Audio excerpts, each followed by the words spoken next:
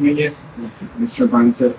And I just want to give you guys a brief lesson on the current costs of World War II.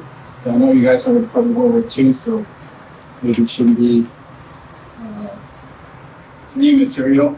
But I want to ask you that first. When I say human cost of World War II, what do you guys think that actually means?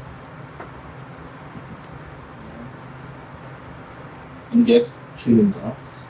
Yeah, so death, yeah, that's one of them. Actually, yeah, that's pretty much means. But yes, it refers to the loss of life. But it also refers to the impact that has in society regarding economic, emotional, and physical.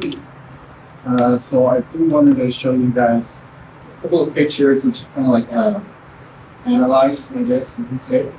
Um, and share your thoughts and what does think uh, this picture's categorizing. So for this picture or for this images, do you guys think it falls under economic, physical, or emotional impacts?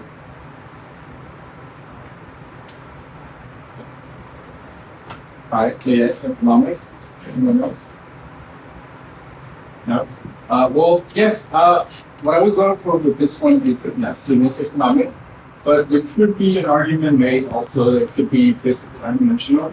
So economic, obviously, uh, there was resources and money spent uh, in order to make this attacks and that caused this destruction, but it also it took economic resources to rebuild after the war. Physical, obviously, yeah, English soldiers and civilians alike. And emotional, could be an argument made that by seeing the destruction of people's homes being destroyed, you had an emotional attachment to those places. Was this one? So this, which one do you think will fall into this category? So it would be economic, emotional, or physical.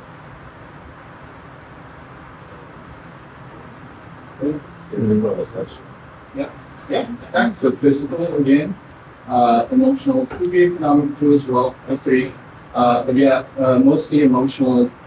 We do see good things. World War II weren't just soldiers, but they were actually a lot of them were civilians as well. So these two pictures over here, to the left, let's see the bottom one. It's a little girl in London after the bombing. And she's like sitting right outside the house. The top one is also London, but I believe this kid lost his parents. So there's a lot of emotion going on there. So one in the middle and the one on the bottom right. That was in China. So this was during the Japan aggression to China and the raids and everything. So the middle picture is actually these two orphans.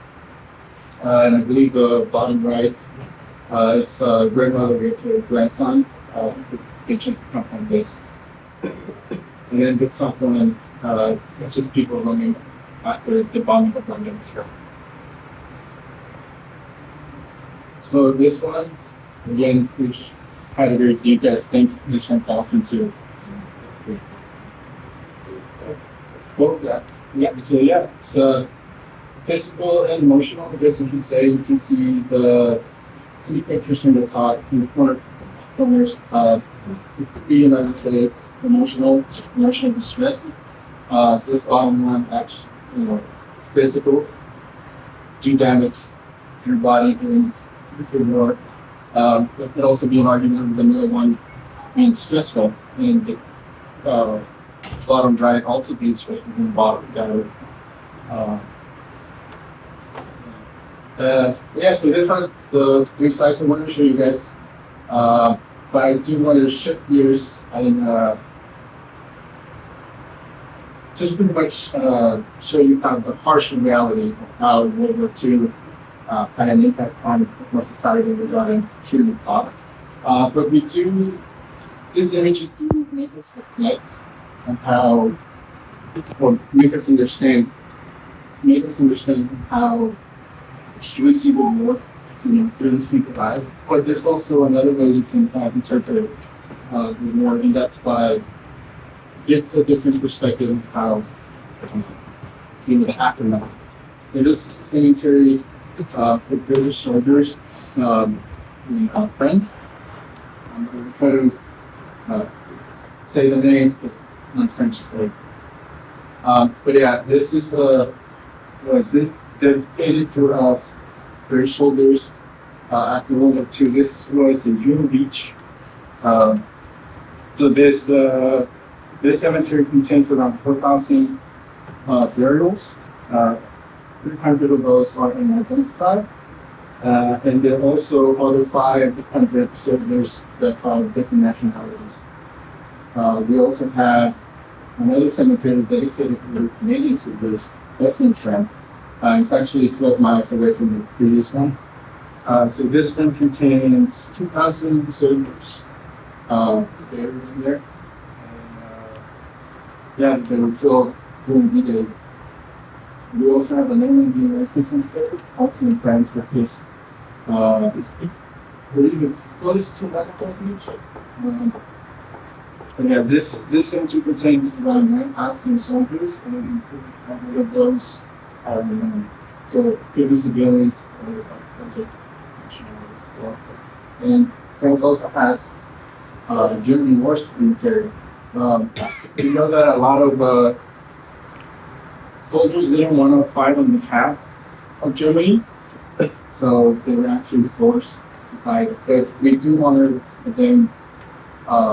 We recognize them that they were humans, so they were fathers, they were daughters. Yeah. And then this is just another cemetery I want to show you guys. And it's a public lake that I want to show you guys real quick. Which is, I want to show you guys.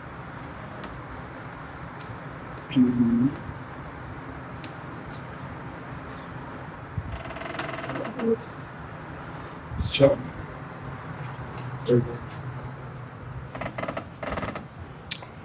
Sorry.